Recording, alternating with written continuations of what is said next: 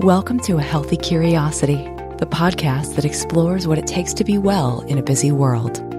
With self-care strategies from Chinese medicine, functional medicine, Ayurveda, neuroscience, and beyond.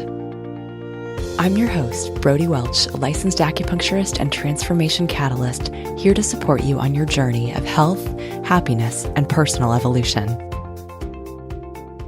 Hello and welcome to the show. Thank you so much for tuning in today. And happy summer for those of you in the Northern Hemisphere. I hope you are enjoying yours as much as I'm enjoying mine. I also hope that wherever you are in the world, in whatever season it might be, I hope you're giving yourself permission to do less than you are humanly capable of.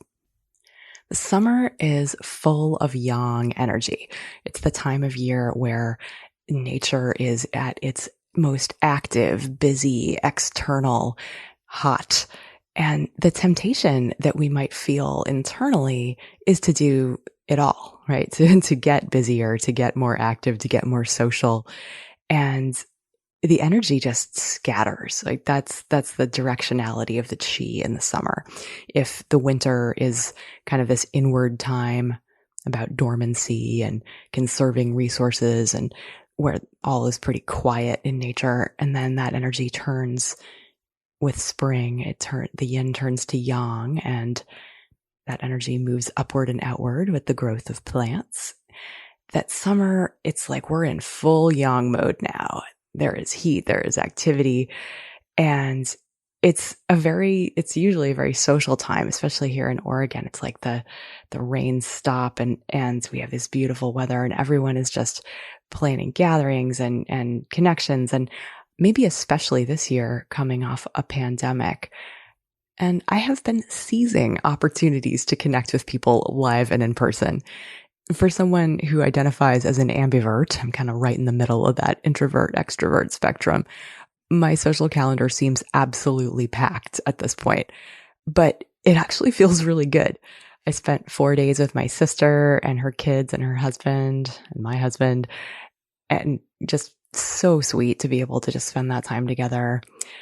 I have been making some new friends as small gatherings are once again becoming a thing. And I have some of my dearest old friends coming through town soon. And I'm really excited about that. So I'm really at this new level of prioritizing connection and play over work, just kind of going with the flow of the season. And it still feels a little uncomfortable, kind of like playing hooky. But I'm leaning into it, and it feels like growth. If play is defined as something that you do purely for its own sake, that has no future benefit or point to it, I'm going to say that's not usually my strong suit. You know, I consider like learning more nerdy stuff about Chinese medicine, or any of the things that I love that benefit others. I can get super into that. But I'm finding lately that I'm leaning hard into enjoying the moment in a more gentle and truly playful way. And that has led me show up for my patients with even more presence and capacity when I am with them and for my coaching clients. I feel like I'm at a new level of not measuring my worth by how many people I can help or by how much I got done in a week. And for me, that is huge. That's like one of my deepest soul lessons. And I share it with you to share part of my journey, part of my personal evolution, because I think we teach what we most need to learn. And I feel like I've been working on this one a long, long time. The fire element in Chinese medicine is the season of summer. It's the heart and the small intestine. And the heart houses the Shen, the center of our emotions and our consciousness. So it's a time to do what makes your heart sing and what brings you joy, or what brings you contentment. If we think about that as like the yin and the yang, or rather the yang, the higher energy state, excitement, versus the yin state of contentment. For me, this looks like singing with my band, the Hunks and the Hottie, which includes my husband and our good friend, John. We've played 3 times in the past few weeks after not playing at all in about 6 months, and it felt like nectar for my heart. And it also meant staying up later than usual. And because the sun wakes up so early and my body wakes up with it, it means that I've been a little short sleep and having to rein it in and having to start saying no to things so that I don't take that tendency way too far and end up exhausted. So there's this tension between going with the flow of the season versus doing what's important to stay balanced. And that's always the dance in life, and knowing what choices we can make to serve as medicine is a lot of, I think, how we steer our ship.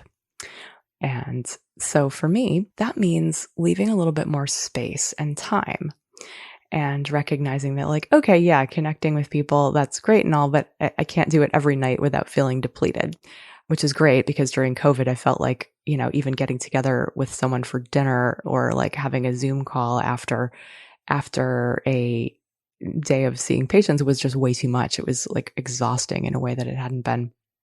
So if COVID forced me to really streamline my attention, now when I feel like I have more freedom, and we all have more freedom, and I have an unstructured afternoon where I could be tending to my business or working on projects, I find I'm really choosing to lean into this rest and play and spontaneity.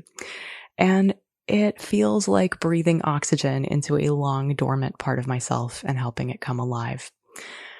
Realizing that just because I could doesn't mean I have to is really helpful. And this means I'm saying no to collaborations with people who I really respect. It means that I am not putting myself out there as much, less writing, fewer guesting on other people's podcasts, things that I really enjoy. But it falls into that category of, it does not strictly adhere with the value of play. So I'm letting myself not do it and challenging myself to not do it. And what that's opening up for me is more time to float down a river in a canoe. It means that while I might have been 6 months ago taking in a webinar while on the treadmill, these days I'm reading more novels and taking long hikes. This seasonal change means less decaf coffee and more hibiscus tea. I'm still drinking my raw cacao, though. I love it. And not just because it makes my heart happy, but it's also good for the heart. There's studies that show it can lower inflammation and cholesterol and risk of stroke and increase circulation. So raw chocolate is pretty much a year-round commitment for me. But I digress. One collaboration project that I'm really excited to be part of is launching very soon. There's really nothing like it exists on the planet, and I'm really excited to be part of it. You'll hear more about it mid-show. But first, you're going to hear a conversation I thoroughly enjoyed with a Chinese medicine colleague, Dr. Yvonne Farrell. Hello and welcome to A Healthy Curiosity. Thank you so much for tuning in today. We're going to be talking about what has just happened to us collectively as a populace and what we might harvest from this pandemic experience as we move into the future. It's been a tough year for almost everybody. It's been a year of loss for many, loss of loved ones, of health, of our way of life, our livelihood, the way that we are used to doing things, our hobbies, our activities, just everything, of course. And for some of us, it still might be in the throes of something really difficult. And for others, we might be looking towards the sunset of the pandemic and things might be starting to move back to normal, as it is for me here in Oregon. And I don't know about you, but I had the expectation that as soon as life started to feel halfway normal again, that my energy would come roaring back. And sad to say that wasn't actually the case. And I started to feel kind of judgy towards myself when that wasn't happening for me. There is a mode of acting, like we think and act differently when we're in survival mode versus when we're thriving. And for many of us, for this pandemic, it might be a time of identity evolution. I heard the other day that nearly 40% of workers plan to change jobs after the pandemic, realizing that what they had been doing wasn't really for them anymore. And so looking at an overhaul of what is important to us and how do we want to live. just as there can be post-traumatic stress, there can be post-traumatic growth. With me to hopefully help us all move forward from surviving to thriving and harvesting something useful out of this experience we've all been through is Yvonne Farrell. Dr. Farrell has been practicing and teaching Chinese medicine and channel theory since 1996. Her focus is on empowerment of students and patients so that they will embody the spiritual aspects of Chinese medicine and make them their own.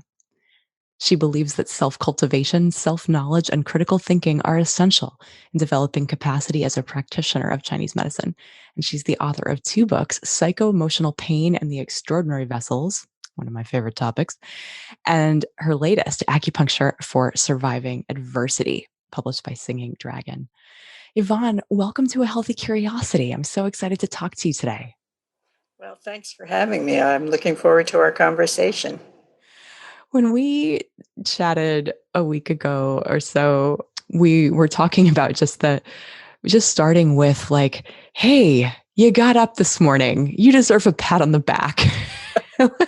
And I've been doing that since our talk, like just kind of giving Yeah, myself that positive credit for what might be just a simple, ordinary thing of like, okay, yeah, maybe everything isn't exactly where we want it to be, but all right, we're here, we're engaging with life. So I'd love to hear about gratitude as one of your tools for yeah, us getting us through. of course. Yeah, we have lived in a time in the last 5 or 10 years where a lot of people working on self-development and growth and well-being have talked about the importance of gratitude. And so there are all sorts of books out there on how to make gratitude journals and how to start your day with gratitude and how to end your day with gratitude. And I have never seen anything in any of these books that I've taken a look at that mentions the importance of being grateful for your capacity to survive. Mhm. That even though survival may not be enough for many of us are here seeking more than mere survival.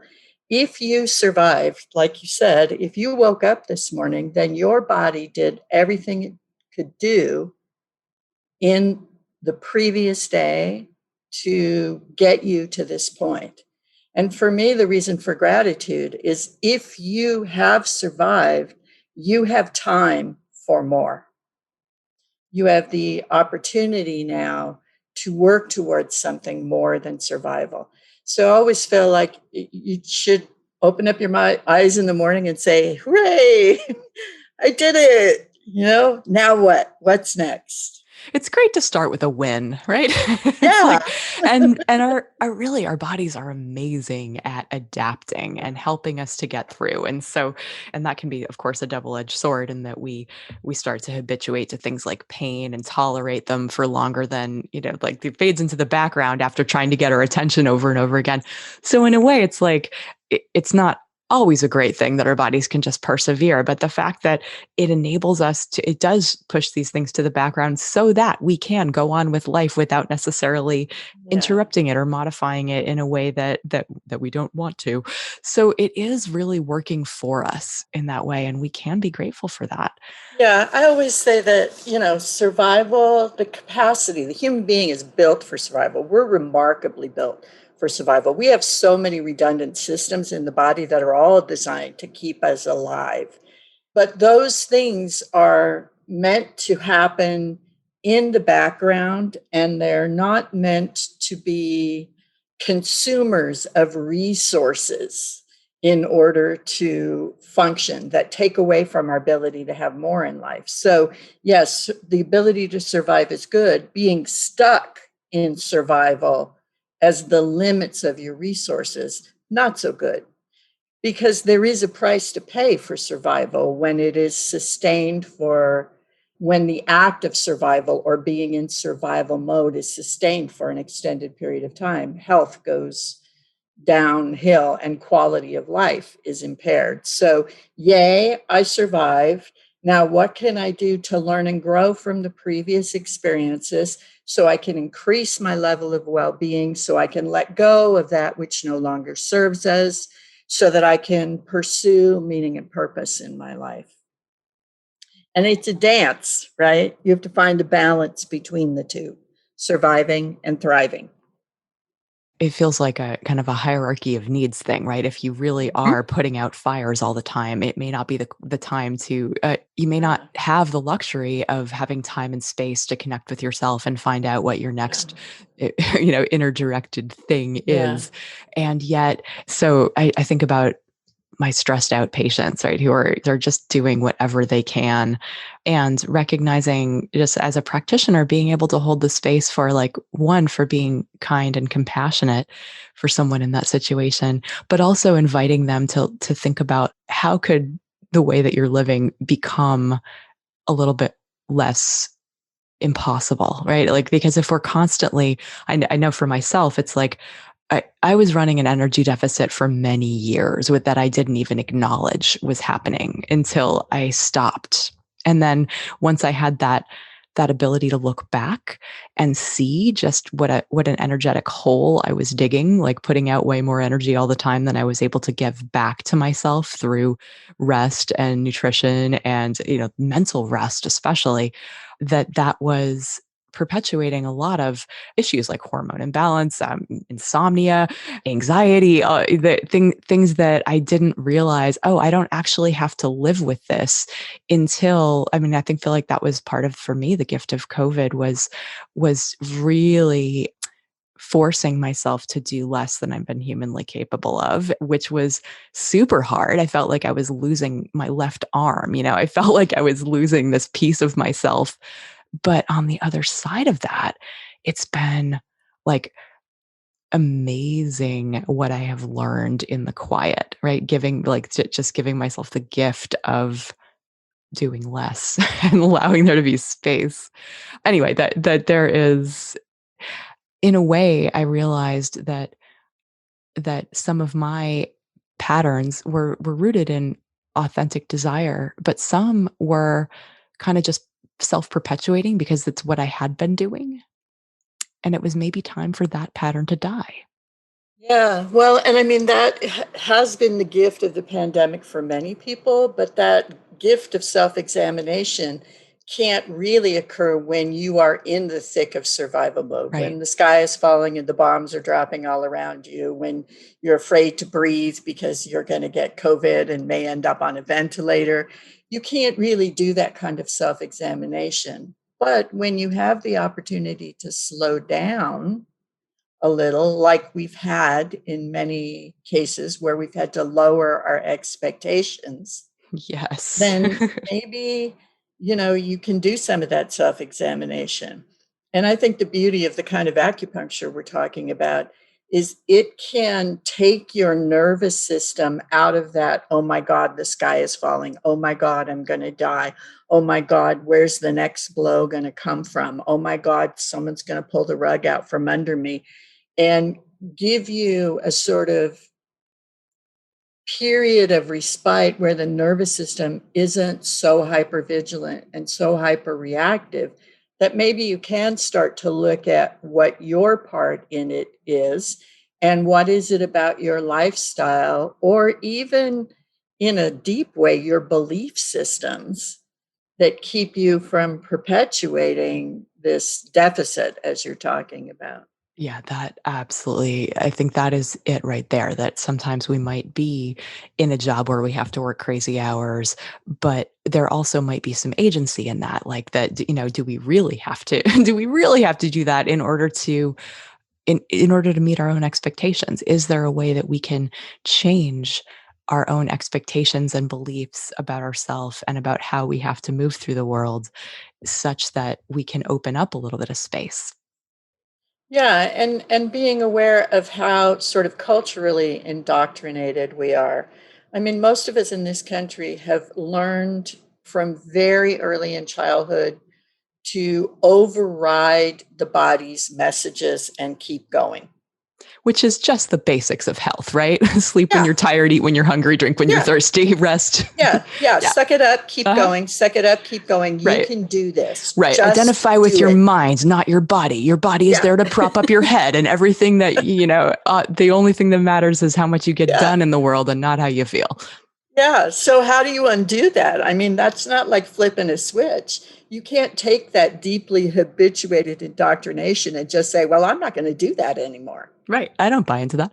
I feel like Right? that That's a that's start. that's like why I got into coaching, frankly, is like realizing that deep sense of relaxation, the fact that acupuncture can be this sweet blanket for the nervous system where we can give people a little taste of what it feels like to be truly centered and relaxed, and then send them back into the same life that's perpetuating the exact opposite of that. Yes. That like it's been so, Yes. I mean, that was really the motivation, is like, okay, well, people aren't doing the things that I would tell them to do in the clinic. And so we need to create a different forum for, or to create a container for people to be able to like make that often slow and arduous evolution where no one's going to be cheering for you to set a boundary. Nobody's going to be Yeah. cheering you for you to No, stop they're not going to be overworking. happy about it. No. So it's nice to have somebody in your corner, whether that's a practitioner or a coach or a good friend.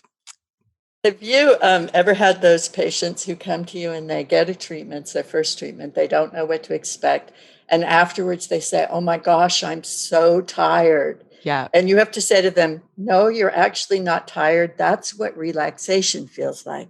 Right. Or you're now in touch with your natural energy, Yes. and like Yes. that feels weird. You're Yes. no You longer actually are running on tired. adrenaline. Exactly, right. And yeah, or people who request that, like, I was really tired last time. Could we maybe not do that again? It's like, Yeah, okay, yes, because, there's a difference between a moving treatment and a nourishing treatment for sure, but at the same yeah. time it's like we're not going to, like, acupuncture just, it does what it does. Yeah, and we live in this, and we have, especially for this last year, in such a state of hypervigilance that even those of us who have practices that involve relaxation have forgotten what that deep, nourishing rest really Yes. feels like. Yes. Whether that's, the feeling you get after completely stopping and taking 3 deep breaths, or whether that's a power nap, or a good night's sleep, or a vacation, even if it's just a couple of days in nature where you are giving your brain a rest from the input of the world around you. We've forgotten how to do that. Absolutely. So real, I love all of these bits of medicine that you're tossing out there. And it's really true that like there are different kinds of nourishment and medicine that we can give ourselves, and being in tune enough to know what is actually the kind action, what is a self-compassionate thing we can do in the moment, requires pausing and paying attention to ourselves. Yes, yes. And that self awareness is probably one of the most powerful tools that we have for initiating change, because it's very hard to change something that is unconscious and habituated. Yes, indeed. So, in terms of introducing that to people, I'm curious, how do you how do you suggest that people begin a self-awareness practice? It sort of depends, because when I work with the channel system, I'm working with different levels of chi, Mhm. and I try to look at where the person is stuck, or the most defended, or the most resistance, and then I give them exercises to deal with that. So, for instance, if they're really bumped up on the outside and reactive to the world around them and defensive in a way, I might have them do exercises where they do body scanning meditations. I mean, there's so many meditation apps out there now, and you can put your headphones in, and for 15 or 20 minutes, someone with a lovely voice will literally take you through your body from the top to the bottom so that you can pay attention to what's happening in your body. And if you do that for a very short period of time, you start to become more aware. I also like with those people to get them to feel their feet on the ground more, right? So grounding kinds of exercises where you walk on grass or dirt, or one of my favorites, because I live 4 blocks from the ocean, is go down to the beach and bury your feet in the sand and I love watch the that. waves. So you're Okay. basically talking about reversing energy from going outward to inward, right? So from yang to yin, as we would call it in Chinese medicine, like taking our attention and making it intention, but Yeah. focusing inwardly, and then grounding your feet, feeling your feet on the earth. That is our connection to yin, right? That's the most yin point on the body, and Yeah. being able to feel like which it is medicine for a yang addicted world and where attention is going out all the time. Yes, and it's also essential for change. You cannot make lasting change or effective change unless you have grounding and stability, Exactly. right? Exactly. So, yes, change is movement, but you don't start moving from moving. You stop, you get centered, you get grounded, and then you initiate new movement, new patterns, right? And so, yes, that connection to yin is the connection to a sort of stability that allows for right action to occur rather than Yeah, crazy, ungrounded action exactly. that is impotent, really. Yes. You've mentioned the notion that we have within Chinese medicine a system of channels that carry different kinds of chi, different kinds of energy within them. And you and I know what that's about, but I'm wondering if you could invite our listeners into just the potential that Chinese medicine and acupuncture in particular, or working with channels and moving energy on our own through the meridians, that what the potential is there for them in terms of Yes. evolving our habituated patterns. It's one of my favorite things to work with. Yeah. Yeah. So, I mean, obviously, those of us who study acupuncture study for years, study these channel flows and everything that goes with it. And many of us who are interested in quote unquote channel theory study extensively beyond school. But when I'm talking to patients, it's very easy to talk to them if you forget the channels for now and you just look at the 3 different levels of qi. So in Chinese medicine, we have 3 levels. We have a qi called Weichi, which is defensive qi, which circulates on the outside of the body. We have a qi called Ying qi, which is nutritive qi, which is on the interior of the body. And then we have a qi called Yuan qi, which is sometimes called source qi or original qi. And that is the qi that is associated with your constitution or your DNA or your genetics, if you will. The deep It, programming level. it's a programming level, Yes. right? It's the source of everything. And so those 3 levels of qi, they're all qi. So it's all the same thing. So there's sort of different expressions of qi that have different functions. The wei qi or defensive qi on the outside is actually the interface you have with the world around you. It filters all external input.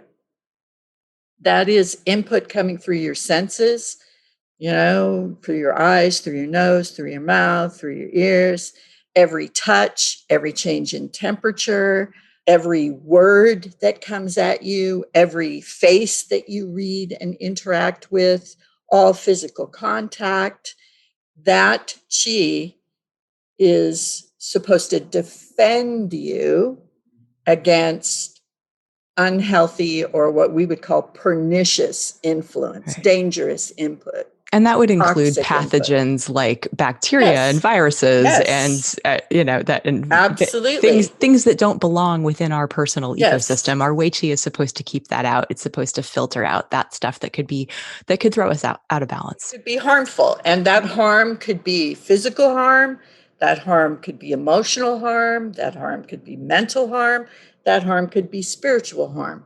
That Weichi defends us against all of it. So just think about how much input we've had over the last year. Yes, we've been home, but we've had the news on, many of us 10 hours a day. We're scrolling our phones all the time. I'm at home now a lot more than I was And so are all my neighbors. So it's noisier in my neighborhood now than it ever was. We're coming towards 4th of July here, and already the fireworks are going off. That's all input that my Weichi either has to allow in, keep out, or become habituated to.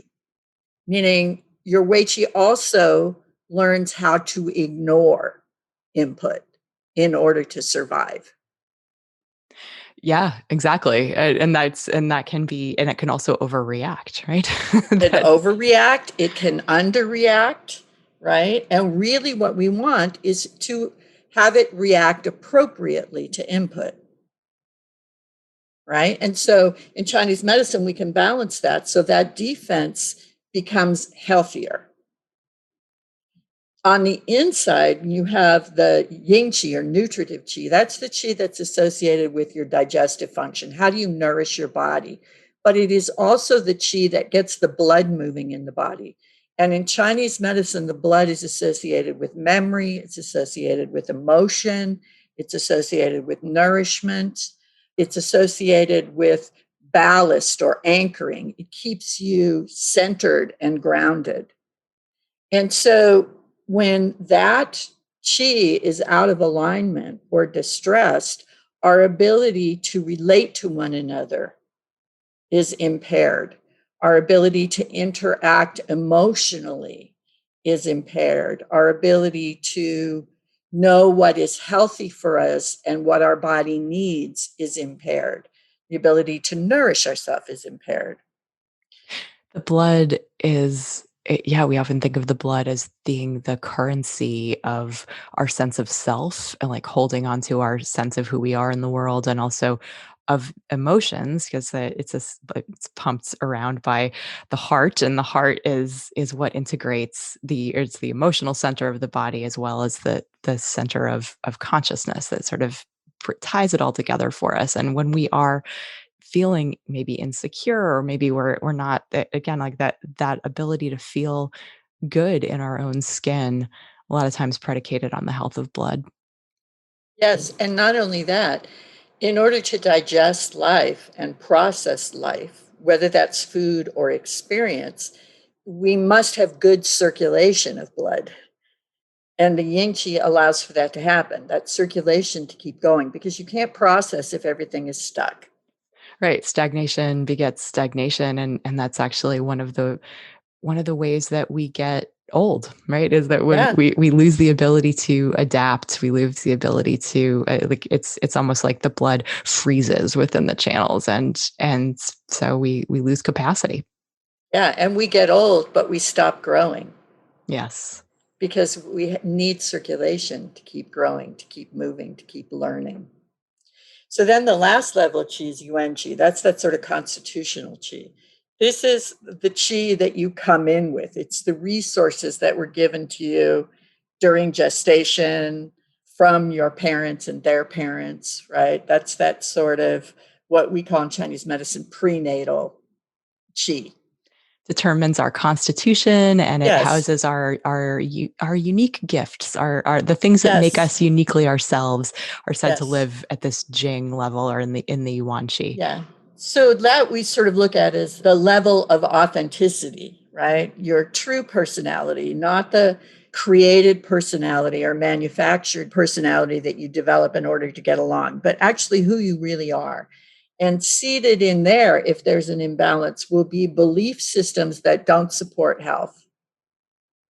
I'm not enough. I'm a bad person. I can't do anything right. These will all sit at that level and obstruct our ability to use those resources to grow. And so, if you could see where somebody's stuck, we have channel systems that address each of those levels of chi, which then allow us to restore the circulation so that people can take back sovereignty of their own lives. Exactly. And really, so when you're assessing a patient, are you looking at the three levels of qi and asking yourself, where is the imbalance here? I am to a certain degree. That's at the simplest level, Mhm. but I also understand the channels that are associated with these levels. So I'm looking for those pathologies as well. I'm also looking for the story and how people tell the story and how they hold their bodies while they're telling the story. And all of those things sort of give me an into, okay, what needs to happen first? There is a really cool event I want you to know about. It is absolutely free and it is coming up the weekend of August 6th through 8th. There is an incredible new online platform being launched next week. It's called Inara, and I've been asked to be one of its founding guides for information about Qigong and Chinese medicine. And what Inara is doing is bringing together hundreds of world-class professionals from across the spectrum of mental and emotional and spiritual and energetic well-being to help people. So it's going to be this platform like nothing else that's out there, with tons of classes you can take, workshops, digital offerings, and basically it will hook you up with this assessment to help find kind of who you are and what might be a good fit for you in all that's out there in the realm of how to get healthy. And it's taken several years to build, and I'm really excited to be a part of it. There is a free kickoff live event coming up August 6th through 8th. And no matter how many online events you've attended, this is like nothing I've ever seen before, in the sense that there is no fluff, there's no pitches. It is just solid information about all sorts of healing, especially the mental, emotional, spiritual stuff.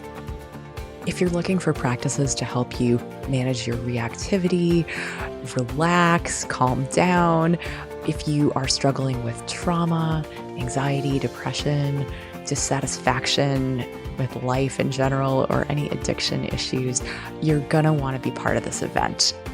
The whole weekend is packed with roundtables from experts like doctors and counselors and therapists of all stripes. And my session is, I'm going to be part of the Energy Medicine Roundtable, as well as an experiential live Qigong session. And that is on Sunday, August 8th. From 11 to 12 is the roundtable, and 12 to 12:30 is the Qigong integration session. Head over to brodywelch.com to the podcast page where the show notes for this episode will live, and you'll find a link to register for this free event. So again, that's brodywelch.com. Look for the show notes for this episode, moving from surviving to thriving, and sign up. Again, it is free. You can go to as many of the sessions as you want, or just the ones that interest you. I hope you'll take time to check it out. Now back to the show.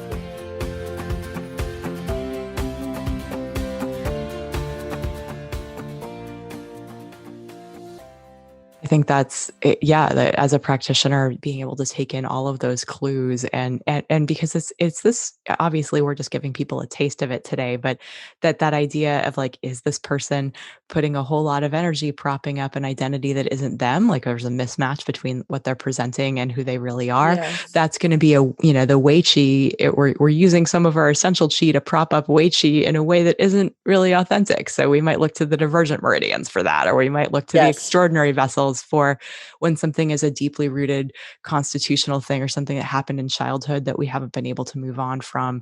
Yeah, That or if people are stuck in themes, right? Mhm. Repeated patterns over and over throughout life, that's a sort of eight extraordinary vessel thing, which is a UN Chi thing. Yeah, and it's like, I feel like those treatments can be so powerful and so Yes. magical, in that they're not like a, "Hey, my back feels better," when they get up off the table, but often it will catalyze, like they'll notice after a treatment, or a lot of times these treatments take place as a series where we're sending people home with a little assignment to do some acupressure, or you anoint with essential oil, or to keep that treatment going, that they'll say, I was talking with my mother, and where I would have usually said this, Yes. I didn't say anything.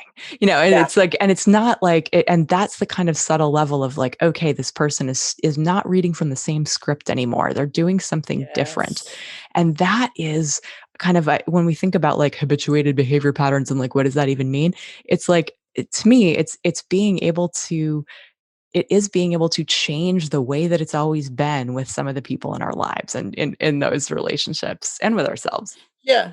And I like to think of it as when you open the door to those deeper vessels, the Yuan Chi vessels, basically what you're doing is you're engaging the observer in a patient. And that engagement allows people choice. They don't have to follow the old script. They actually can see that they have a choice to do something different. And that's a powerful thing. It's huge. It's huge and scary maybe. I mean, that when Yeah, we have choice, we have responsibility. It yeah, yeah. might be easier to just think, "Oh, it's just the way it is. It's just the way I am. It's the way I've always been." Yeah, and if that is true for somebody and somebody's really not ready to work at that level, we have other levels we can work at. We can calm the nervous system down so it's less reactive. We can help digestion so people will digest life and relate to the people around them in healthier ways. We don't have to dig into the depths of someone's psyche to help them feel better and become more human. We have lots of ways to do that. And that's such a powerful thing, right? That it's you could spend 10 years with somebody talking about a story and where it came from and all the different facets of it. And in Chinese medicine, I find that a lot of times we can really short circuit that process, Yeah. especially for people who've done a lot of work on themselves, where Yeah. it's like, okay, what's the theme here? And how do we Yeah. plug that into the different energetics that we Yeah. understand, right? Whether that is five elements and the different emotions that correspond with those elements, whether that's just yin or yang, whether that's a survival strategy that we use habitually, or one of these deep repetitive themes. Yeah. And when you're dealing with those themes, a lot of times you're dealing with a level of unconsciousness, which means you can't think your way out of that box. You have to change the vibration. Say more about that. Well, I mean, we talk about this idea that a lot of times when we have problems and we struggle with problems, that we try to address those problems in the same way we've always addressed problems. But those ways with really deep seated issues that we're unconscious about don't really work. They don't help that much. Like therapy is great, but it will only take you so far until you can actually change the vibration of the problem, change the level of consciousness you have around it, the energetics of it. You cannot really see your way out of it. It's yeah, it's really true. It's like because you're looking in one direction and then Yeah. recognizing that and thinking that you're seeing the whole picture.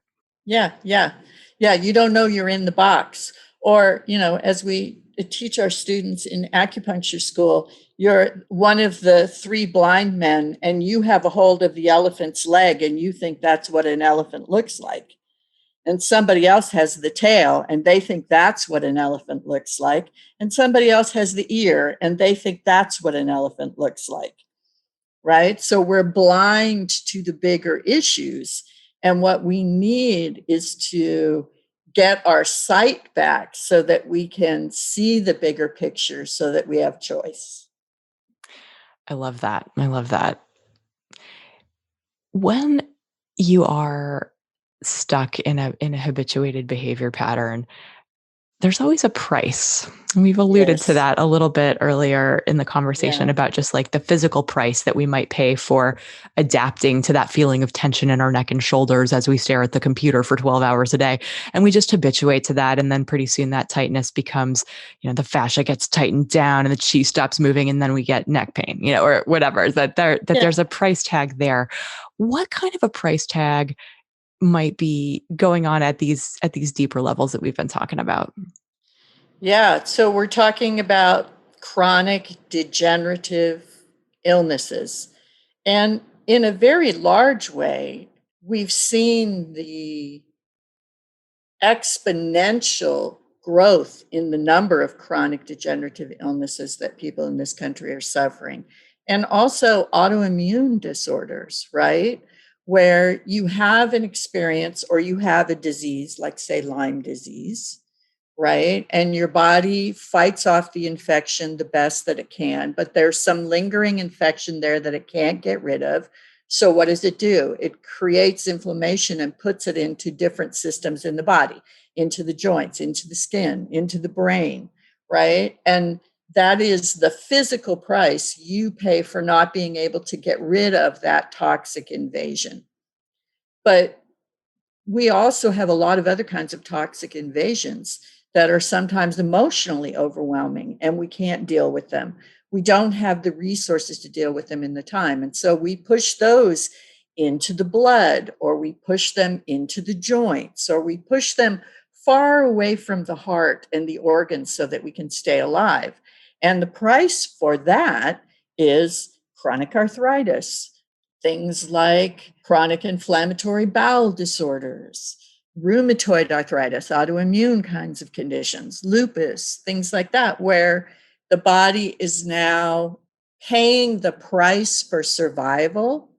And the reason we are able to sustain that for a period of time is because those diseases are life altering, but not so life threatening. So survival allows us to deal with the chronicity and the continual impact on quality of life while we still stay alive. And so, the goal is to help the body get rid of that stuff in a way that the resources are freed up for thriving. And those resources, right, in Chinese medicine, we might think about them as qi and blood and yin and yang and fluids and things like that. But there's the idea, like I use the analogy of like that it's shoving something in the closet when like that Yeah, closet is already really overfilled. And yeah, so you have to kind of like periodically you have to go by and lean against that closet, or you have to yeah, periodically go like prop up a chair against the closet door to yeah, keep everything from spilling out. So it's like you yeah, constantly are having to manage this stuff yes, that you've like put away. You're like, I yeah, can't handle that right now. I'm just going to stick it over there. But if you yeah, never go and revisit that closet, if you never open it up, you're constantly having to put energy into keeping that yes, door shut. And that is annoying, right? That means you yeah, yeah. and taxing and to a Well, it's degree. also distraction, Yes. right, Right. to life. Like the example that I'll frequently use is, okay, it's like telling a dog to sit, right? You tell the dog to sit. When you're standing in front of the dog, looking at the dog will sit. But it is not in the nature of a dog to just sit. Dogs are active. They like to roam around. They're curious. They like to explore the world. And so if you step away from that dog for any period of time, eventually, except for incredibly well trained animals, that dog is going to move. Yes. So you have to be on guard all the time. Sit, stay, sit, stay. Well, that's what's happening with the closet too. Right. Everything you shove away from your organs, especially your heart, in order to survive, has to be guarded. Otherwise, Yes. it's going to come back to your heart. Yes. And that is a terrible waste of resources. It is. It absolutely is. And so you mentioned that sort of that emotional trauma or old emotions that we simply haven't reckoned with, or life experiences that we haven't fully processed or dealt with, can be at the root of physical issues or contributing to physical Absolutely. issues like arthritis or autoimmune stuff. It's of course not the only cause, but it certainly Of can course be the not. cause. And so if someone is dealing with a chronic issue like that and they're like, okay, I'm ready. I'm ready to reckon with this stuff. Yeah. What advice might you have for them in a general way, recognizing that this is not a prescription? This is just Yeah. for information and curiosity purposes. Yes. Well, here's the most important thing that I could tell you. When you decide to do this work, it is a process. It is not flipping a switch. It requires patience, and it requires finding the appropriate pace for your nature or your constitution. Because if you get so excited and you try to do too much too fast, survival kicks back in and says, we're not doing that. Yeah, So exactly. There's resistance. there's resistance. And resistance is useful in that it is a moment where we stop so that we can assess if something is really a threat or not. But resistance, when it is the modus operandi, when it is how you live your life, becomes detrimental to your health. So a little resistance to check things out, pretty good for survival. Beyond that, just stopping progress. So you have to find a pace in healing that does not stir up the resistance. I think that's so important. And in the healing, like if someone's like, okay, yes, but how? How am I doing this? Presumably acupuncture is a useful tool as part of this process, and Yes. having Yes. taking herbs and making changes Yes. in our Changing your lifestyle and diet. diet. Yep, Yeah. lifestyle and diet. I think that that both of us, I think, believe that Chinese medicine is one where there is nothing that is inert in life. Like everything Yeah. can either be steering us in the direction of health or imbalance. Or taking us away from it. Right. Yeah. And so if you want to talk about one of the most important things that you can do that doesn't even require you to go and see an acupuncturist or a chiropractor or a nutritionist or a naturopath, and it's something that none of us are doing really well these days. How about breathing? Breathing, my number one favorite thing to Right? assign to people, and probably the thing that is most often ignored because it's Yes. it's too it's too easy. How could it possibly be that Yeah. powerful? Well, if the getting Yeah. into all the science behind the different kind of gases in the body and their effects on the body. There's that wonderful book Breath that came out this year by James Nestor. I've been recommending to Yeah. everyone.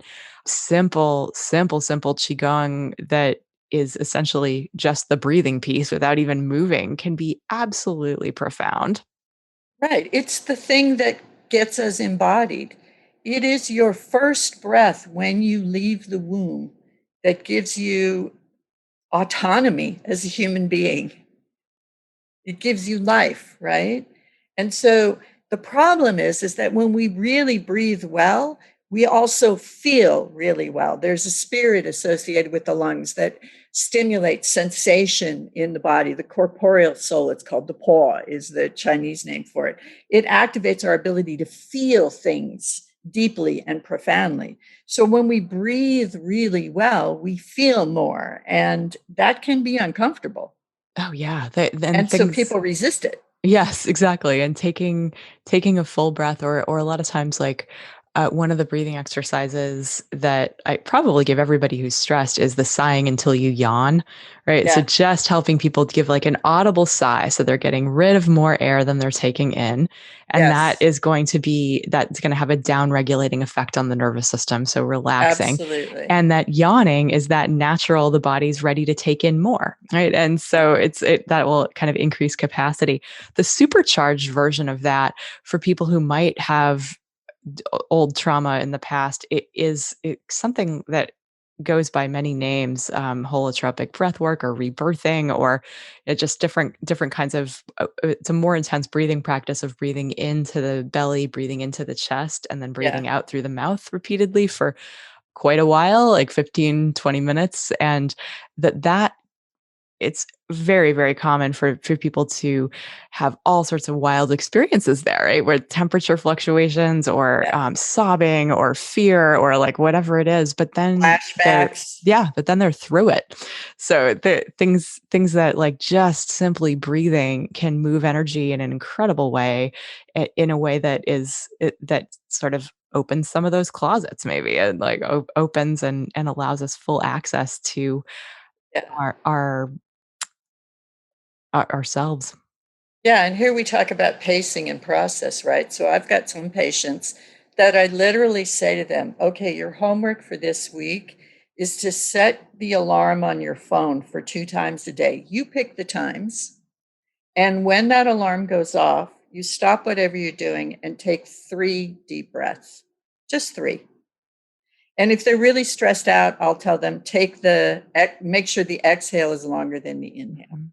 Yeah. It's really simple. People don't have to think about Right. it. And Bonus points for doing it for a full minute. yeah, Like, yeah, yeah. it doesn't So have to be hard. It can be these yeah, little bite-sized things, but yeah, but twice a I day, 3 deep breaths. That's, yeah. anybody can do that. And that's I find a more effective assignment than having somebody do a prolonged practice because it's opportunities again for that Yeah. self-awareness, right? When that alarm goes Yeah. off and you're breathing, you can't really help but check in with yourself. Like, what's Yeah. What going are you on with doing me? now? Yeah. What could help me feel better? And How just, stressed out are you? yeah, it opens the door to Yeah. Yeah. possibly learning more about what we might be able to do to help And it doesn't ourselves. seem overwhelming, right? Because if it Hmm. seems overwhelming, then you're going to meet resistance. Yeah. So if for some reason somebody's so stressed out that twice a day seems impractical, you have them do it once a day before they get out of bed or when they go to bed at night or after they eat their lunch or whatever Yes. it is, right? You minimize it until Yeah. the resistance goes away. And hooking it onto things that we are doing all the time anyway, like eating or drinking Yeah. water, it's like that little habit stacking Yes. principle can help people make it not just be something else to do and Yeah. to actually get it going.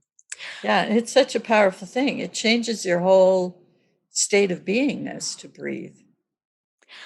I'm curious, I'd like to shift gears a little bit from the professional to the more personal in terms of this pandemic and what it's taught you and maybe what changes you've made in Yeah. response in your own life because we as practitioners of course we don't have it all figured out either or maybe you do No, but we're no, I certainly don't. walking the path right along with our patients and I think it's useful to Yeah. have I'm always curious what people are doing differently what we've learned along the way. Yeah, well, I'll tell you that the two things that come up for me when I think about that is the first thing I had to do was appreciate the stillness again, because I'm a very busy person. And the pandemic at the beginning, especially when we had to close our practices for a period of time, and then when we started up again, we had to start up very slowly in Yep. minimal ways. It changed the pace of my life. And I had to learn to appreciate that again. Basically, I I had to learn to lower the bar of expectation for myself. And that was it was hard at the beginning. It's easier now. And now I think better at setting boundaries, at recognizing the limitation of my resources and not feeling judgmental about that if I just can't manage something. Oh, I love that it brought out some self-compassion. Yeah, yeah, and that set me to the next thing, right? So obviously, the second book, the Acupuncture for Surviving Adversity, I started it before the pandemic, and then the pandemic hit, and it became a completely different book, or it became a much more expanded perspective because of the pandemic. But one of the things that happened for me in that stillness, in that downtime, was I began to see that the pandemic was only a very small part of what was in chaos in the world Oh yeah. around me. And as the compassion for myself grew, I couldn't ignore the feelings I was having for the people around me who were suffering. And so I got involved with my son, who's way more involved with this than I am, in mutual aid. So I started volunteering more to feed the unhoused, to provide resources to protesters, to, make sure people had the sanitation and hygiene they needed to survive the pandemic. I started volunteering more because I couldn't I couldn't not act anymore. And I had come to a place where I realized just donating money wasn't enough. So I needed the connection with that part of humanity that was deeply suffering to recognize it in myself.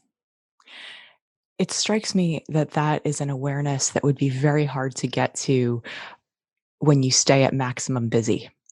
Oh, yeah, you can't. Yeah, Because there's no bandwidth yeah, for anything yeah, else. And so it's like I know for myself, like having that sense of self that's incredibly tied up in the wood element of achievement and doing and driving and striving and all this, that that for me, COVID really killed that part of me. Like it pruned my tree down to a manageable size. And that opened up all kinds of space for other things. Like I did a ton of learning. I did a ton of input instead of letting that energy be going outward, letting it come inward. And I'm still judging myself for not doing enough or not doing more. Or even just like as you were talking about that, I'm like, oh, that's beautiful. Why aren't I doing that? And I'm recognizing, okay, yeah, that's that because that is because I'm Doing not other things. exactly right, because that energy is spoken for. And it's like, Yeah. but if we are at this turning point, if we are at this reorganizational point for what do I want life to look like? What job do I want to be doing and how many hours do I want to be putting into this? Or like I just had my stepson just graduated from high school and took a job as an overnight camp counselor. So there's the winds of change are shifting in my home life. And like, what's that going to look like Yeah. in this era? And I know that I would miss these lessons if I kept myself at maximum busy and didn't leave any space to potentially look at what is really in my heart to do and what is really in alignment with my values to do in this next phase of life. Yeah, and I think that's what came about for me because I'll be honest. I mean, I was one of those people who, before all this happened, who would, I live in a town where you can walk to the grocery store and walk everywhere. And I would walk to the grocery store and I might pass somebody who was unhoused or challenged in some mental capacity or something like that. And I was one of those people who would look away. And it took this pandemic for me to realize the reason I was looking away was not because I was repulsed or disgusted or any of those things. It was because I was afraid. And I wasn't afraid of that person. I was afraid that there, but for the grace of God, go I. That if this could happen to so many people, it could also happen to me. And I was deathly afraid of that. And so the transition for me in that was to force myself into or coax myself into meeting these people face to face, eye to eye, offering help, offering food, offering support, so that I could see that that fear was misplaced and taking up too much of my resources. So Mm-hmm. I'm not suggesting that mutual aid is the answer for everybody in this pandemic, but it was a natural progression for me. And my life is more loving, more compassionate, and more hopeful now, even in the face of all this tragedy than it was before, because I have less fear. Beautiful. And it sounds like also that you've opened up, like there must be some freedom that the heart is experiencing and being able to connect Yes. with more human beings on the planet without Yes. having that fear be in the way. Yes, because, routinely I have opened myself only to those people that I deemed safe. Yeah, sure. Well, there's with good reason, right? The pericardium is Yeah, supposed to protect us from yeah, things that might hurt us, and yeah. yet being able to be a little bit more in touch with other humans that can Yeah, it's been feel. beautiful. Yeah, it's been beautiful. Yeah. As has being able to connect with you in this conversation. I just so appreciate your time and your wisdom and your willingness to share.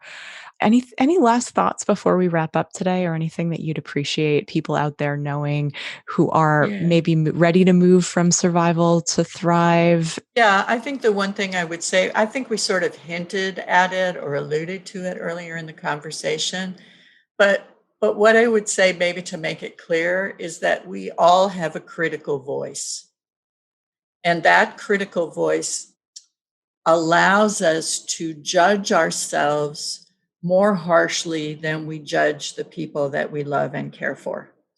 And it's been my experience in the many years that I've been doing this that self judgment never made anything better.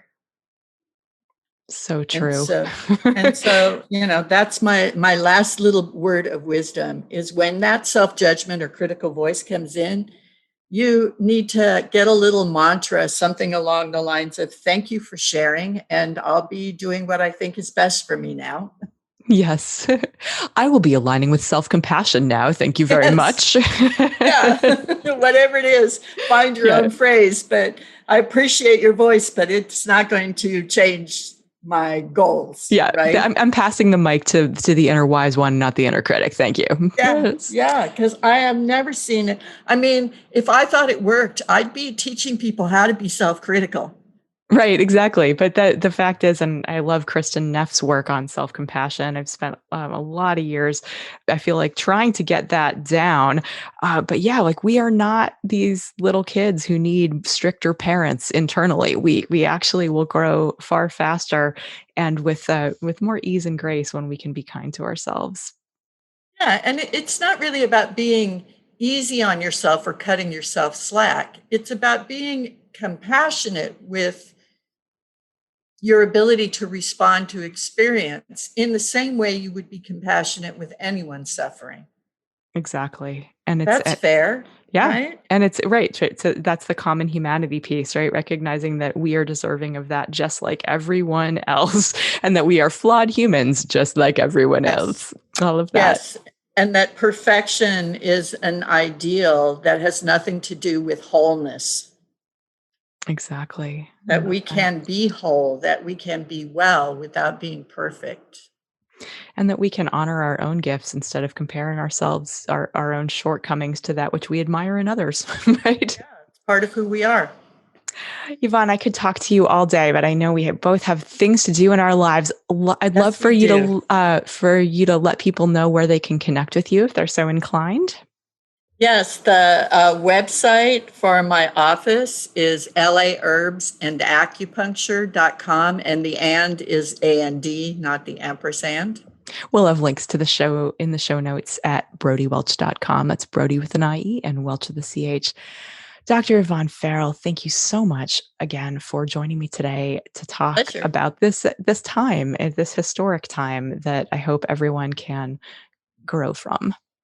Yeah, me too. I mean, it's been such a devastating and tragic time for so many people. I hope we can find some good out of it.